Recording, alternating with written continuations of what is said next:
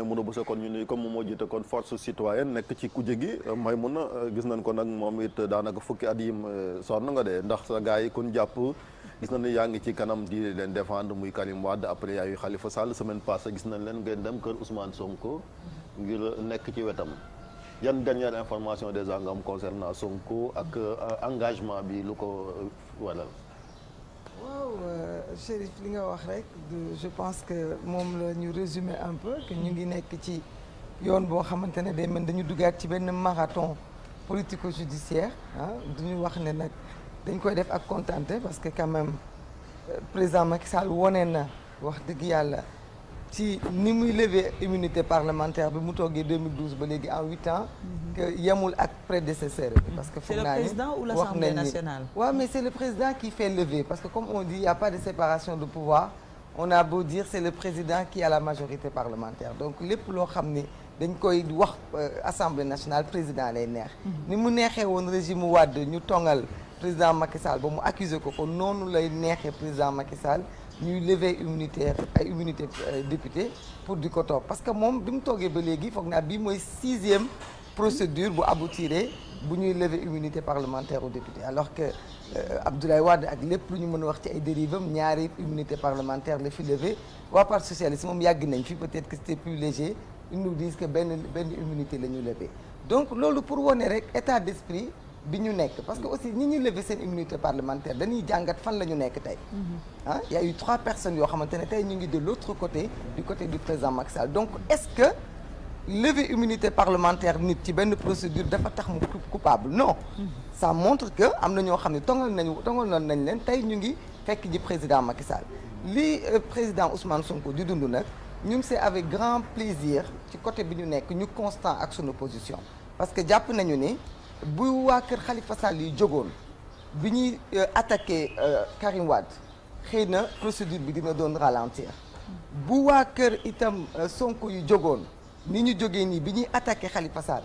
xëy na procédure bi dina doon ralentir donc loolu yëpp dafa war a tax ñun opposition ñu jàngat ni mënuñu dem en individualité parce que camp bi ñu amal affaire c'est un camp qui a horreur de l'opposition comme il y a qu'une opposition nag l'opposition comme elle l'a fait là avec Sonko solidaire jóg taxaw dès les premiers instants en se disant non nous n'accepterons pas ce sacrifice c'est la démarche que nous attendons de l'opposition. Est-ce que toute l'opposition est derrière Sonko pour soutenir ko si sa gis-gis man est-ce que jàpp nga ne toute l'opposition est derrière Sonko pour le soutenir? Non jàpp naa ko parce que quand même on a vu les communiqués on a vu les présences on a même vu même l'histoire même le communiqué du PDS. foofu bëgg nañ fa taxaw ci communiqué voilà il faut aussi nit ñi am il faut nit ñi am ci jàngat il faut nit ñi am ci jàngat le PDS ñoom ñoo njëkk a taxaw parce que ñoom ñooy la seule opposition parlementaire ci réew mi te foog naa ni ils ont quand même Bara Dolly ak la dame de Bokk Gis Gis elles ont refusé keroog taxaw nañu taxawaay bi nga xam ne mat na ci assemblée bi par rapport ak bi ñuy dox commission ad hoc. voilà mais Maïmouna dem ngeen soutenir Ousmane Sonko comme Daouda mi ngi koy wax sànq nag te dafa nekk ci sujet bu délicat boo xamee ne affaire de viol problème de mœurs la est-ce que yéen vous êtes convaincu que dañ koy tuumaal que c'est une cabale politique moom moo tax ngeen dem ranger wu de son côté. xam nga ñun en tant que ay jigéen dossier bi dafa nekk dossier bu sensible bu ñu mettre mal à l'aise parce que quand même lu ñu mën ci wax dafa am benn victime parce que il faut ñu conséquent bu ñu waxee ni complot da ci am mooy ñu fare ci Sonko muy ñu fare feneen il faut ñu xam ne complot bu amee ça veut dire que parce que li ñu wax le président Macky Sall moo nekk ci ginnaaw président Macky Sall bu nekk ci ginnaaw nag ça veut dire que Ousmane Sonko est la victime mais ça veut dire que aussi am na bouc émissaire président Macky Sall wedd na de nee na c'est une affaire privée. waaw loolu dinaa ci ñëw léegi pour tënk li tax mënul nekk affaire privée. waaw ñëwal ci Cheikh dama bëgg juste expliquer ni bu fekkente ne dañu gëm ni dañu bëgg a teg thèse complot bi il faut ñu nangu kon ne fii ñaari nit ñoo fi nekk victime mooy Ousmane Sonko mais itam mooy Adji Sarr parce que on ne peut pas dire que l'État fait un coup et on dit que citoyen bi dafa nekk à hauteur de l'État non forcément l'État mooy au-dessus donc Adji Sarr pion la wala dommage collatéral wala benn fii la boo xam dañ ko utiliser pour egsi ci Ousmane Sonko donc ñun moo tax ñu nekk ci mal à l'aise mais xam nga ñun duggaguñu ci fait yi parce que fait yi je pense que quand même balaa ñu ci doon dugg il faut déjà ñu wax ci forme bi moo tax ñu ne dañuy jóg soutenir Ousmane Sonko parce que quand même nit ki buy accuser nit da ngay xool crédibilité ki accusé ak crédibilité ki ñuy accusé Ousmane Sonko n'est pas n'importe qui. dafa am 15% de l'électorat sénégalais. boo xam ni dañu ko voté. naroon ko def président de la République. nekk ci ginnaawam. kon kooku mënoo xëy defal ko une plainte mu retrouver wu sur la place publique sans pour autant qu'on ait pris les gants de savoir ki ko accusé kan la. naka la kan moo ci laale kan moo ci laalewul. dafa am benn garde-fou boo xam ne président Macky Sall tey ku ko wax loo ko warul wax mu teg la article 80 kon noonu mu sàngee boppam ba nit sañul taxaw ci plateau wax ko lu ñaaw wala taxaw ci espace public wax ko lu ñaaw noonu la war a sàngee Ousmane Sonko parce que dañu ne statut du chef de l'opposition parce que attention mais loolu définir gun ko fi mu toll xamul kan mooy chef de l'opposition mais je veux dire comme ni ko miin waxee chaque jour nga dem ci tribunaux yi ñu fay àtte ay mbiri toomalante donc ay citoyens yu am ci ay citoyens lambda kenn warul gën sa morom wala gën koo kaw wala nga ëpp ko dara kay parce que loolu mooy indi ñëpp yam loolu mooy indi li am tey ñuy wax commission ad hoc kii c'est un député du peuple dañu ko jox mandat fal ko jox ko des moyens de l'État pour mu liggéeyal askan bi ba pare jox ko malaanu kiirlaay pour protéger ko ci exercice fonction am yooyu donc kooku même par respect à notre État waroo mën a xëy poursuivre ko jël les minutes la convocation et le tout teg ko sur la place publique sans prendre les gants qu'il faut bu nekkul woon te ne Ousmane Sonko bu dul woon li mu nekk un opposant politique nekk un homme politique bëgg place su président Macky Sall ñun on est convaincu que histoire bi du doon retrouver wu sur la place publique parce que nag on est au Sénégal te xam nañ ni sénégalais am nañ maturité bu toll ni ki ñu bëgg mu jiite leen ci diine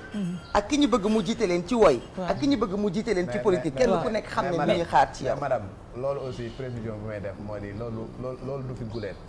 gis nañ fi ay problèmes yu nga xamante ne qui ne concerne pas des hommes politiques xam nga yu nga xamante ne pratiquement PV yi dafa dem sur la place publique tey jii damay citer l'affaire Thione Seck bu nga xamante ne benn journaliste jàppoon nañ ko ci PV bu nga xamante ne génn woon nañ ko damay citer l'affaire Cheikh Yérim Seck yu nga xamante ne PV ñu woon ci biti ak yeneen affaire yu nga xam du woon ay homme politique mais PV ñu woon ci biti donc bugguma ñu wax ne plutôt des célébrités quoi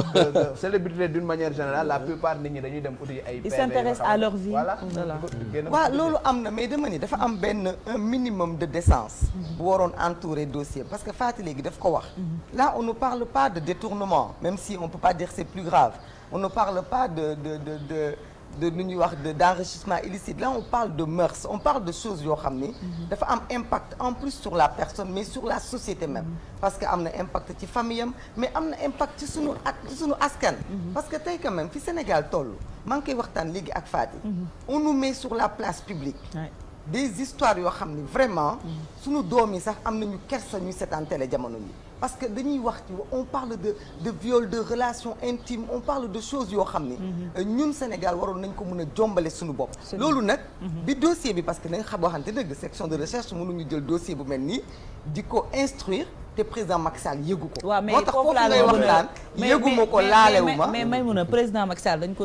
ci li ñu dégg ñu ne moom nee na taqewu ci laalewu ci c'est une affaire privée boo xam ne concerné wu ko xam nga loolu ñun mënuñu ko gëm parce que président Macky Sall bi mu toogee fii ba léegi amul kenn dafa am benn délit bu bees bu mu instrumentalisé mooy le délit d'opposant délit boo xamante ne yow daal boo xasee ba nekk opposant rek yow forcément sàcckat nga jubuloo amoo et loolu c'est extrêmement grave parce que quand même il faut ñu xam ni forcément l'avenir de ce pays ñi nekk ci opposition bi ak nekk ci askan bi ñoom ñoo koy yore kon bu fekkente ne ñi fi taxaw ñëpp kenn ku nekk gàkkal nga ko kenn ku nekk tuumaal nga ko kenn ku nekk salteel nga ko il faut ñu xalaat ñun suba ñan ñoo mën a taxaw crédible jiite réew mi parce que ku fi taxaw dina la joxañ ne la yow de jiiñoon nañ la lii est-ce que du yéen a bëgg a politiser dossier bi parce que nee na mbiram privé la fi mu toll yow bëgg a xooxu Adja Sarr alors que c'est une sénégalaise nekk citoyenne am na droit à une justice si elle se sent un peu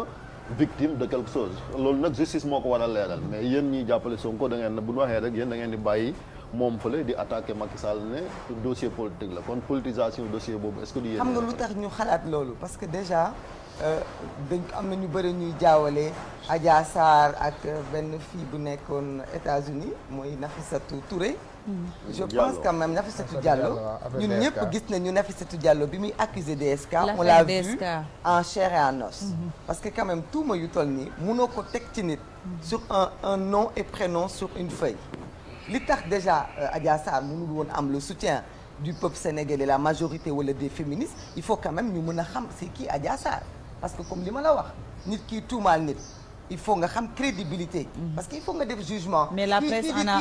a parlé de Adja. c'est catastrophe. li presse bi wax li ma la ni il faut nga mën a xam. kii di tuumaal lan mooy crédibilité pour nga mën a gëm par rapport ak ki muy tuumaal. presse bi def nañu li ñu def parce que c'est normal feuille la ñu gis donc ñu dem au scoop. on a vu pendant une semaine des vies brisées parce que gis nañu ay nit ñoo xam dañ jël seeni photo dugal ko ci médias yi. naan diw la naan du diw. même cette Adja Sarr elle a sa vie est en danger. parce que ñun gis nañu des gens yoo xam ni. loolu aussi ñu ngi araftu nit ñi. parce que ñun on est convaincu eggaguñu ci loolu. mais on est convaincu que thèse complot bi bu demee ba au bout Adja Sarr c'est une victime bu ñu war a protéger parce que li ñu jot a gis mooy ne ay mbokkam li ñu wax que mu nekk xale. que mu am jaar-jaar yu difficile que ñu nekk nit koo xamante ne peut-être neex na instrumentaliser donc loolu moo war a mën a tax ñu def attention xam ne nag mënuñu tëb aussi ne parce que on est juste des féministes on est dañu bëgg àq ak yelleefu jigéen gisaguñu jigéen boobu en fait peut-être que le jour on aura vu Adja Sarr en personne mu taxaw sans pour autant que ñu def bien sûr ñu def abstraction ci li ñu wax si elle subit des menaces de mort xëy na peut-être looloo tax ko aussi pour sa sécurité nit ñi d'accord mais quand même c'est énorme xam nga boo demee ba taxaw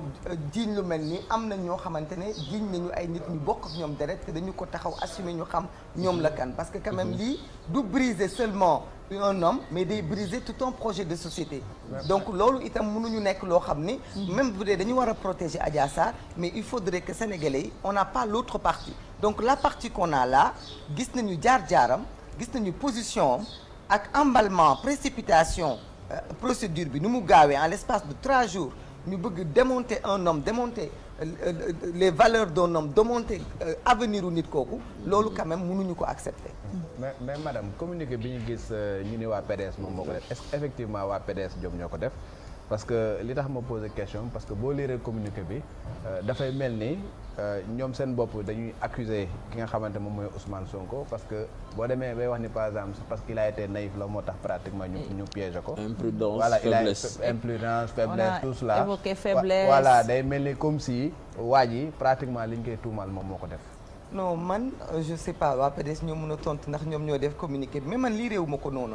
man xam nga ban jàngat laa ci am parce que il faut aussi que muy waa PASTEF muy ñi nga xam ne itam ñoo ànd ak Ousmane Sonko ñu accepter ku nekk nga am sa point de vue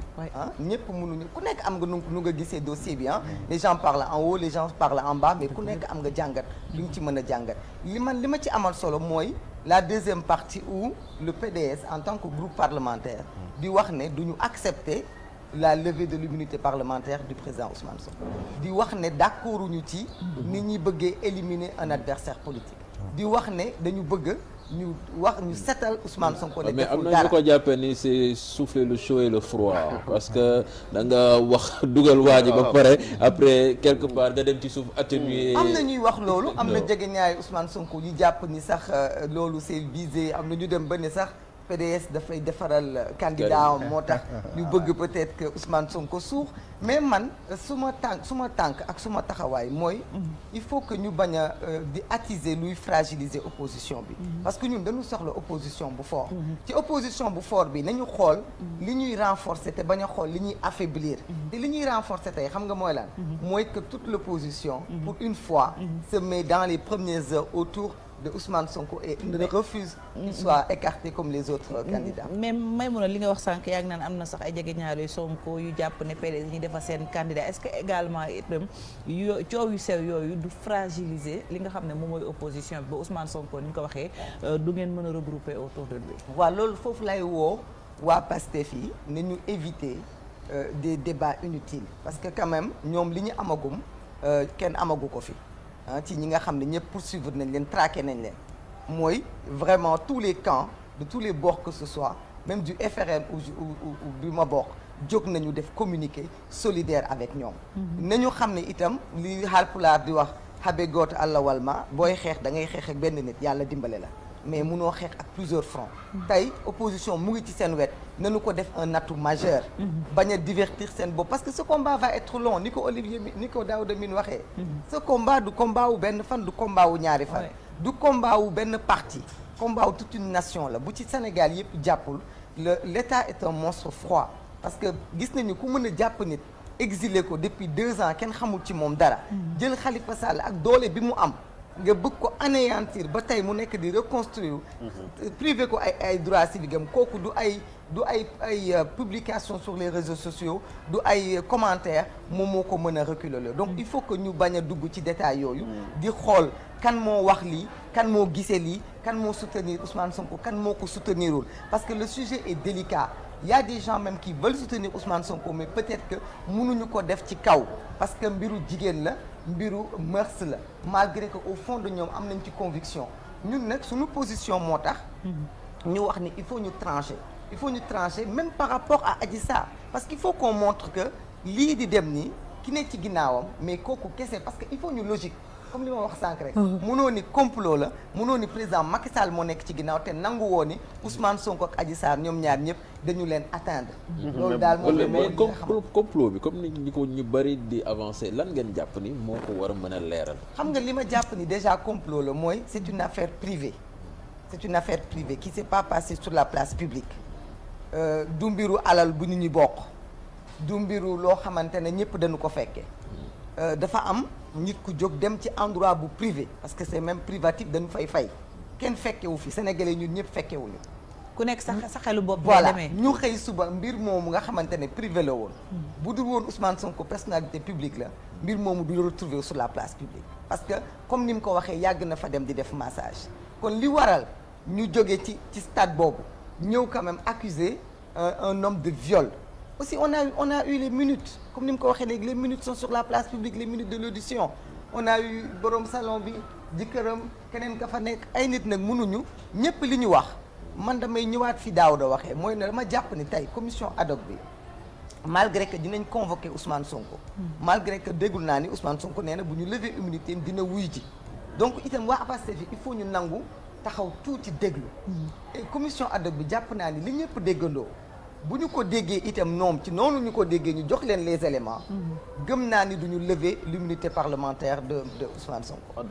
parce que li ma ci jàpp mooy duñu ko lever loolu nga jàpp mais majorité ña nekk ci majorité ba ñi war a représenter opposition bi bari woon donc li ñu gis dynamique bi majorité parlementaire bi nekk moom mooy quand même lever ko waaw non pour ñoom seen bopp parce que il a parlé de 11 députés yoo xam ne kenn ku nekk soit am nga jabar am nga doom am ngay famille xam nga ni lii ñu teg ci sa table bi nga bëgg ci poursuivre un homme ça va rester dans les annales de l'histoire du Sénégal d'ici xaw ma combien d'années saa yi bu ñu tapé le nom de Ousmane Sonko wala keneen lii ñëwaat je pense que ñoom ci seen bopp bu ñu xoolaatee légèreté menace yi parce que tamit ak accusation yi parce que quand on dit que nit ki accusé ñu dem ba ay proches parents ñoo taxaw mettre en doute sa crédibilité mais ñoom fekkee woon ko de parents non la crédibilité de la personne parce que kii accusé il faut mu am crédibilité bu mën a tax parce que soxna Fatim bu taxawoon ci mbedd mi di xeex ak koo xamante ne ak kooku ku ko xool xam ni kii waxam doyul bu waxee waxam la ñuy gën a gëm ko waxu ko crédibilité nit ki ay mbokkam ñoom ñoo ne ay jaar-jaaram ñu koy ñaaru nag parce que ñu mënti waxee rafetul mais quand même c'est juste pour jox ñu thèse ne ñun ñi ci mën a am loolu gëm naa ni dossier bi bu ñu ko yóbboo ci assemblée nationale ak bruit bi ci am parce que ñun gëm nañ ni président Macky Sall lii la ci bëggoon parce que quand même Sénégal dañu nekk dëkk boo xamante ne ku fi politique xoolaatal sa toogaay man foofu laa mën a jàngatee communiqué mooy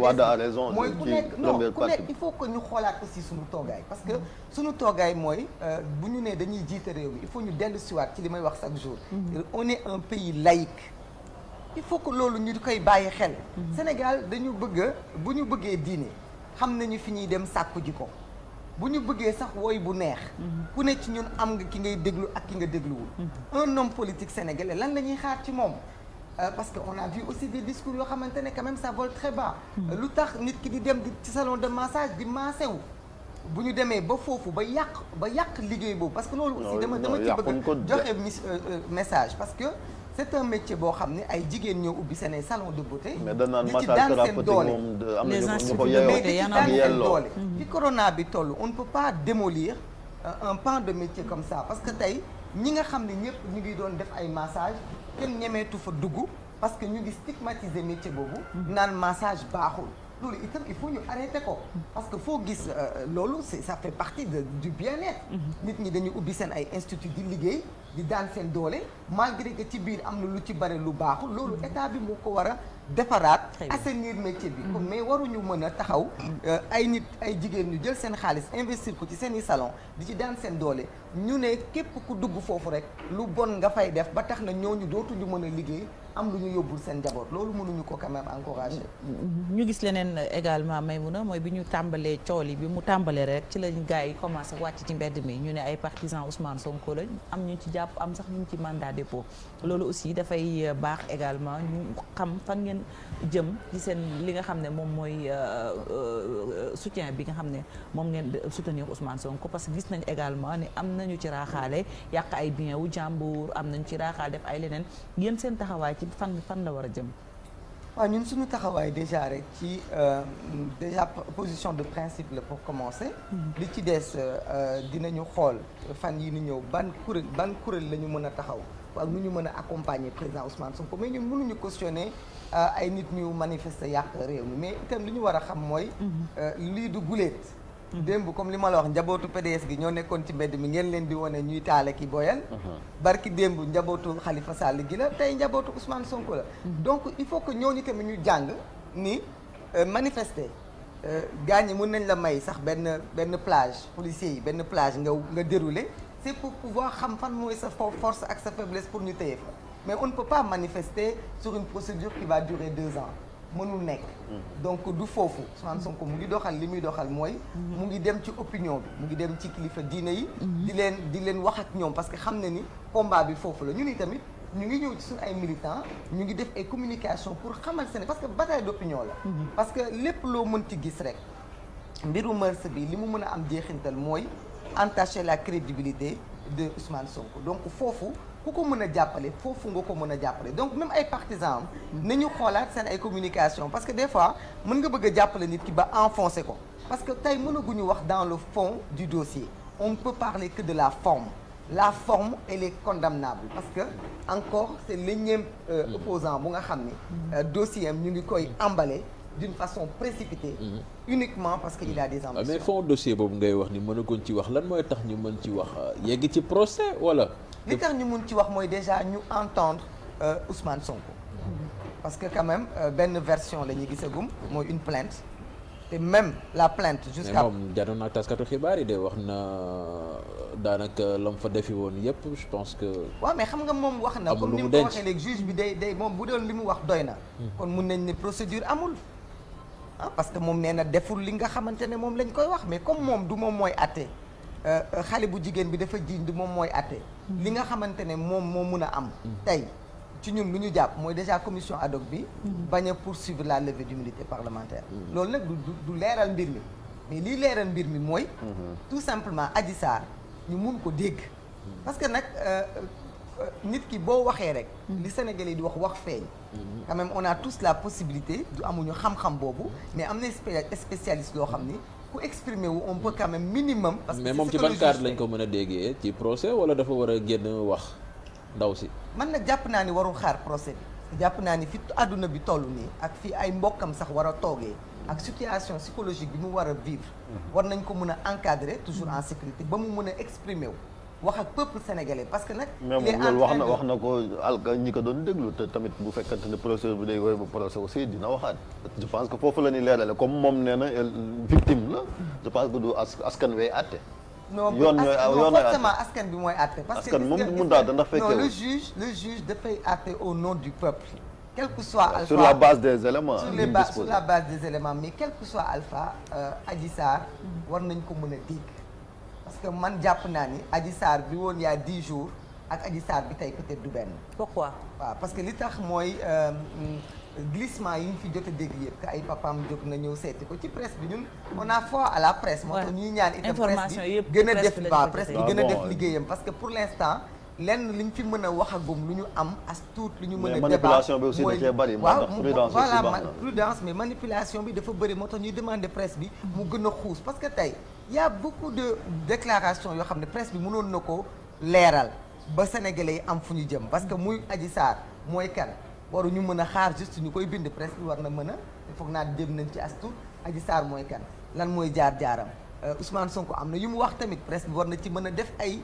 enquête def ci investigation bu ko defee les Sénégalais parce que c'est les Sénégalais qui vont décider parce que Ousmane Sonko est allé dans ce salon. mais xam nga may mën a loolu yëpp tamit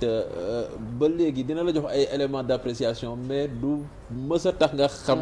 li xew ci néeg parce que on parle de viol même une fille qui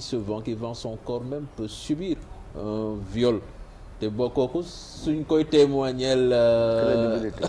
ay maanaam ay problème de mœurs xam nga ni du mës a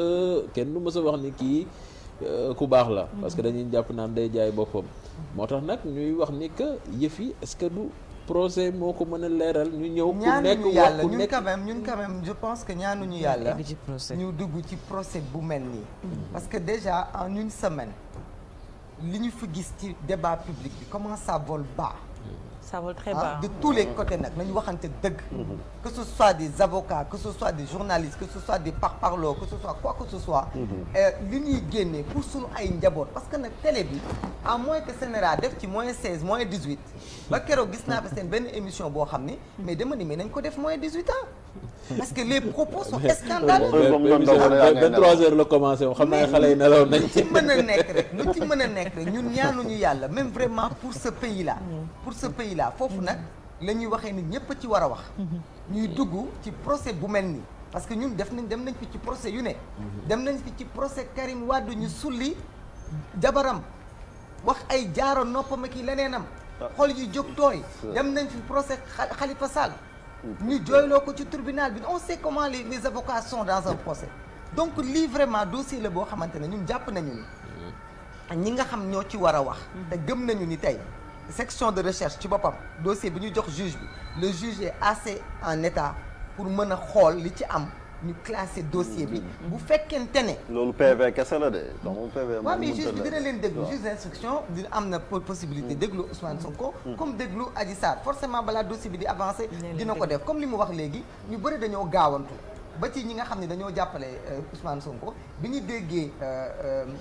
convocation ñu jàpp ni Ousmane Sonko dañ ko bëgg a jàpp jour boobu dañ ko bëgg a jàpp je pense que quand même ñii nekk ci président Macky Sall xam nañu lan mooy procédure pénale tey mënuñu bind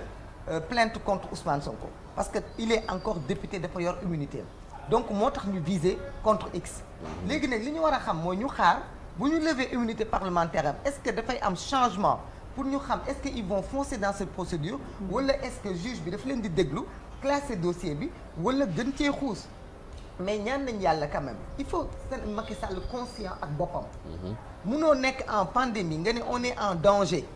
deuxième vague bi nekk fi ñu on compte des morts et des morts tous les jours on nous dit que on va aller vers un procès politique forcément parce que c'est un acteur politique et surtout la mu waxoon 31 décembre ni am na ay nit ñoo xamante ni soo leen toppee day yëngal réew te ñooñu ci wàllu xaalis sax xam naa la ko doon waxee. waaw léegi munoo wax loolu munoo ne am na ñoo xam ne munoo leen poursuivre peut-être sur le plan xaalis mais sur le plan religieux aussi la doon wax donc tey nga bëgg a ñëw nga ne waa kër Ousmane Sonko wone nañu ni ñoom itam dañoo féete ci ñooñu ñu ne nanguwuñu ko leen jàpp ci loolu la ñu féete man ma leen di encourager ci toutes sortes de manifestations bu ñu mën a def pour wane seen doole seen détermination bu ñu ci bàyyi dara mais dans sans violence yóbbu kaso dis na de il est 9h waaw mais sans violence bépp xeetu manifestation rassemblement acte bu ñu mën a poser pour empêcher que Ousmane Sonko soit traduit en justice ak pour wane seen engagement nañu ko def mais sans violence parce que quand même bu ñu defee violence dañuy mujjee sénégalais yi ñoom ñooy mujjee nekk contre ñoom te loolu amul njëriñ. waxtaan bi am na solo waaye fii sedd na ñu ngi lay jaajëfal bu baax di la souhaiter un très bon courage quand même ci seen ay combat di la jox rendez-vous beneen yoon Alaaji Daouda ba altine incha allah ci beneen jàngat merci beaucoup Chérif Cheikh Tidiane à demain à partir de 6h30 incha allah may mun a gërëm Daouda merci beaucoup Cheikh demain incha allah ou bien mercredi incha allah Cheikh demain tu vas te